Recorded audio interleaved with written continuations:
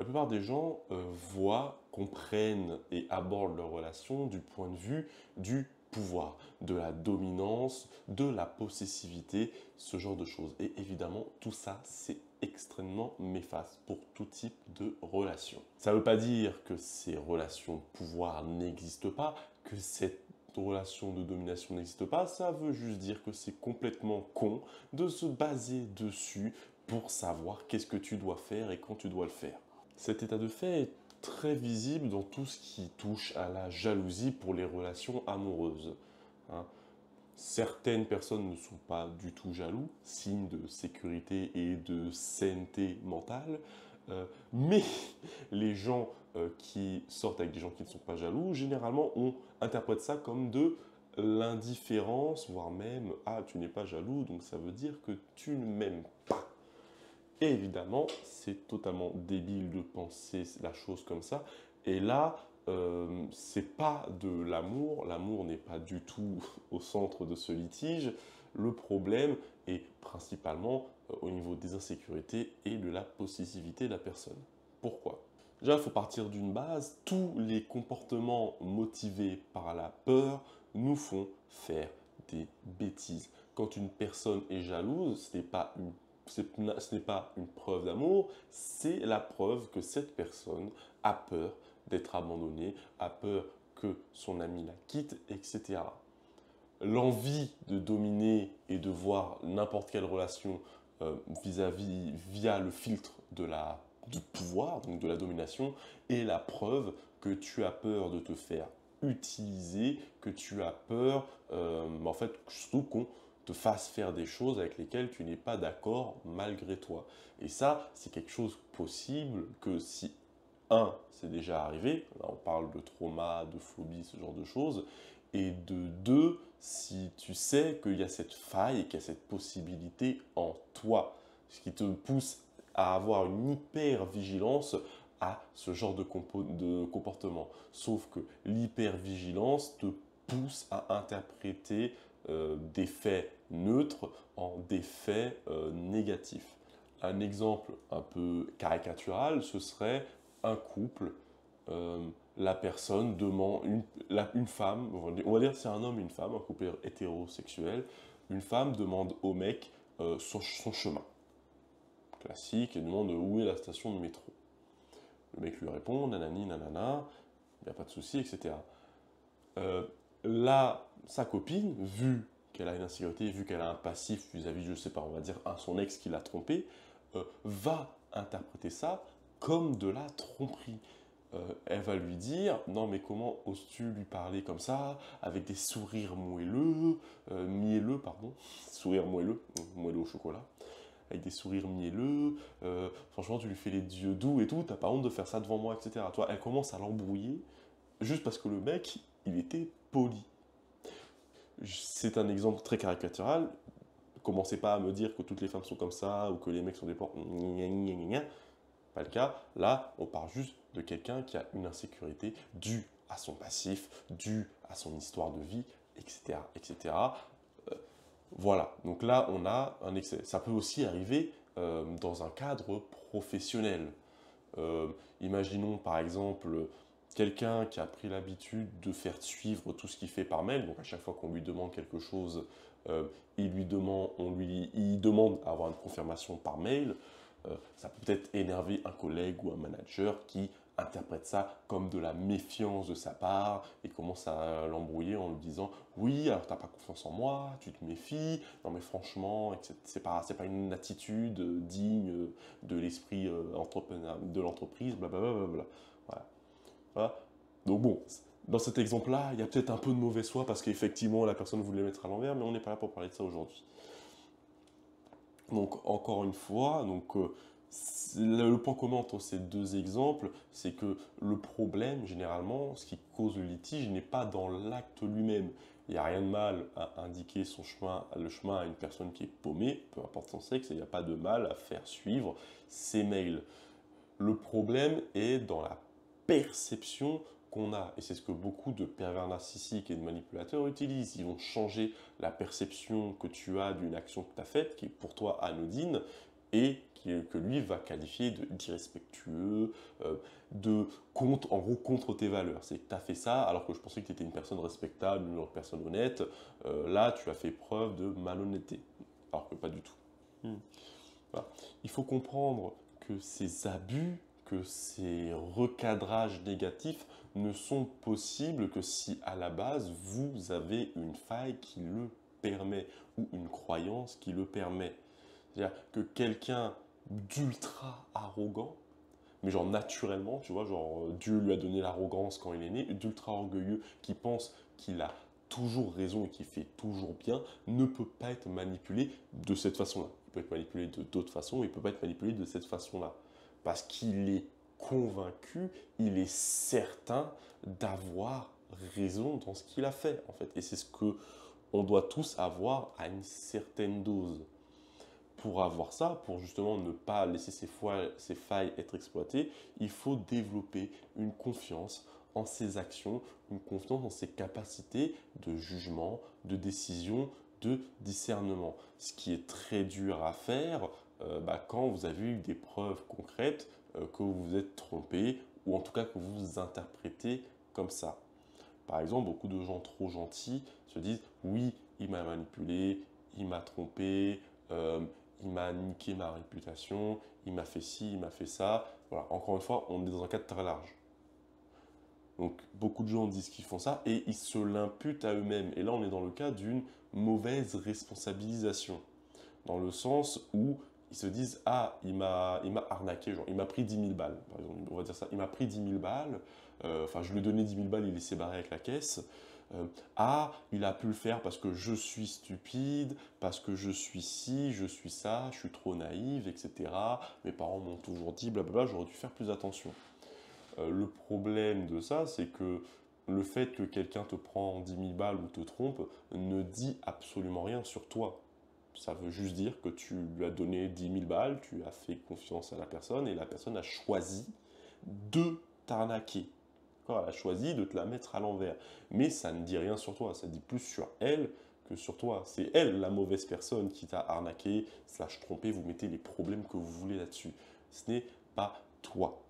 Et c'est là, et c'est de là qu'une insécurité naît, c'est que tu as un événement négatif, un trauma, ce que tu veux, tu te l'imputes à toi-même.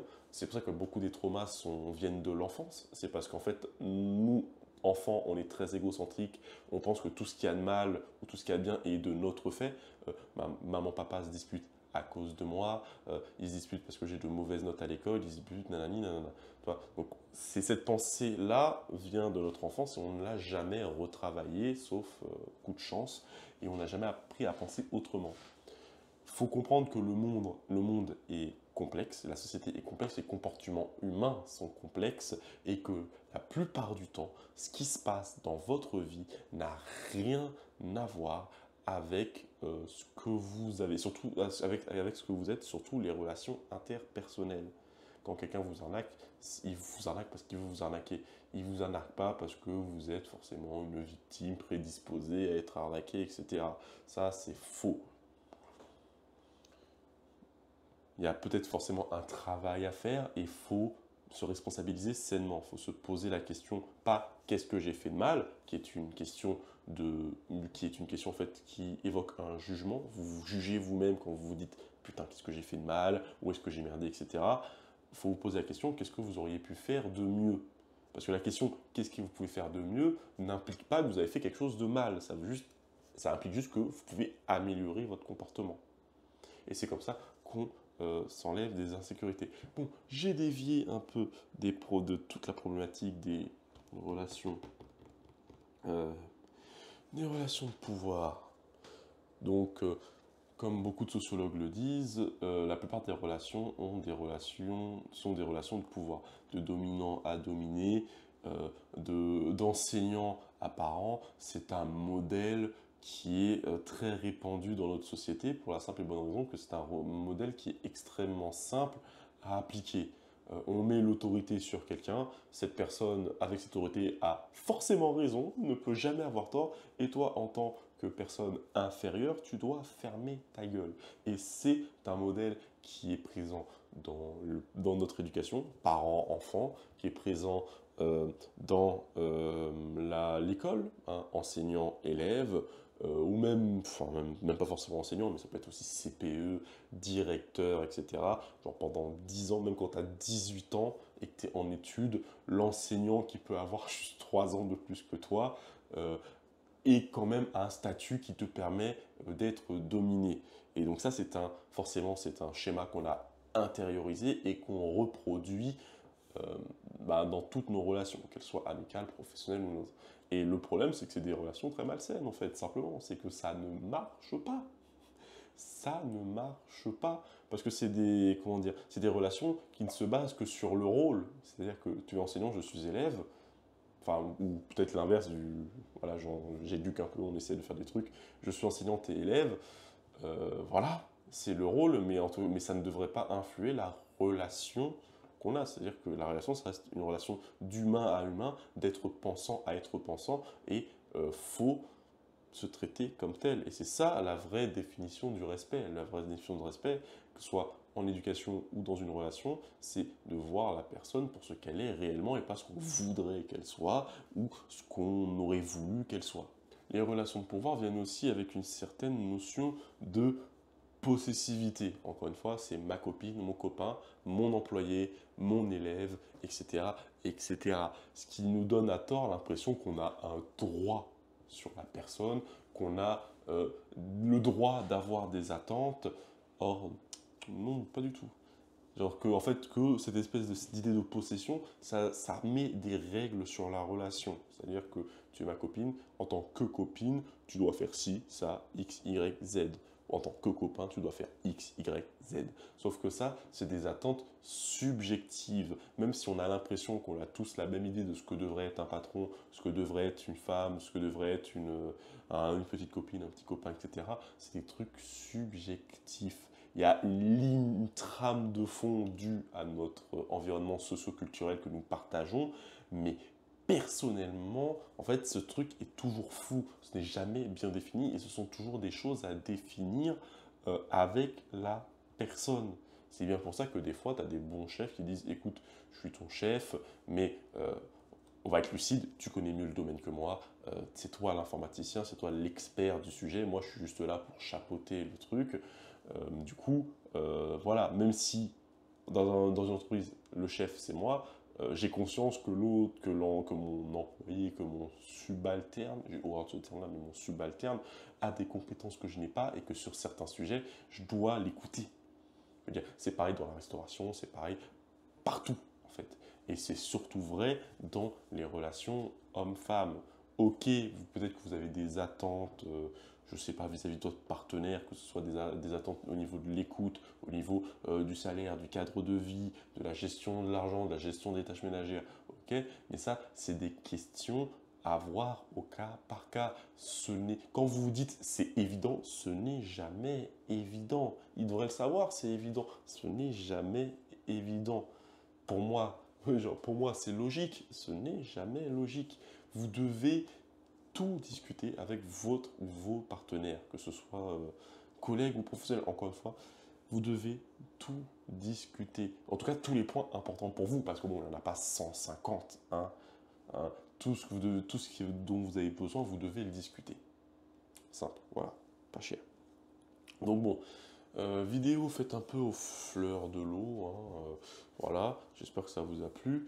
Donc pour résumer, toute notion de possession, de pouvoir de domination est néfaste. Elle est majoritairement due à des insécurités ou à de l'ego. Hein, parce que la possession, c'est de l'ego, c'est ma femme, c'est mon mari, il est censé faire ci. C'est que de l'ego, c'est que des choses malsaines qui vont vous détourner du vrai but de votre relation amoureuse, qui est d'être amoureux, qui est de sentir l'amour, de respecter l'amour, voilà, de respecter votre partenaire, de prendre soin de votre partenaire. Donc ça le fait aussi pour vos amitiés. Hein. Vos amitiés, c'est aussi de l'amour. Et ça rend vos relations professionnelles beaucoup plus complexes, compliquées et surtout beaucoup plus chiantes. En fait, quand vous êtes dans une relation professionnelle, vous devez faire valoir votre compétence et souvent mettre votre supérieur hiérarchique devant son incompétence, ce qui est très dur. C'est-à-dire, si il vous conseille sur le sujet, faut lui dire, bah écoute, montre-moi comment tu fais et je le refais. Et généralement, ils vont s'essayer en disant, ah mais je suis pas là pour faire ton taf. Donc voilà, mais bon, je digresse. Je vais sûrement retourner cette vidéo, je ne sais pas, je vais la poster comme ça, je sais pas ce que je voulais dire avec cette vidéo. Les relations de pouvoir, c'est pas bien. Euh, Regardez les gens pour ce qu'ils sont réellement, respectez-les, ayez une vision juste et précise de la personne, de la même façon que vous avez une vision précise de vous-même. Je vous dis à bientôt. Désolé si cette vidéo ne matche pas vos expectations, non, vos espérances. J'ai eu des petits soucis de production cette semaine. Donc c'est voilà, un peu improvisé pour faire mon contenu. J'espère quand même qu'il y a de la valeur dedans. Pour vous, n'hésitez pas à me le dire en commentaire et je vous dis à bientôt.